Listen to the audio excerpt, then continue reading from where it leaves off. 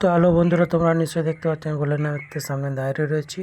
তো আমি তোমাদের একটা ভিডিও দেখাচ্ছি। দেখো, এটা হচ্ছে মেন তারকেশ্বর যাওয়ার, এটা বাসুদেবপুর থেকে যাওয়ার মেন গেট।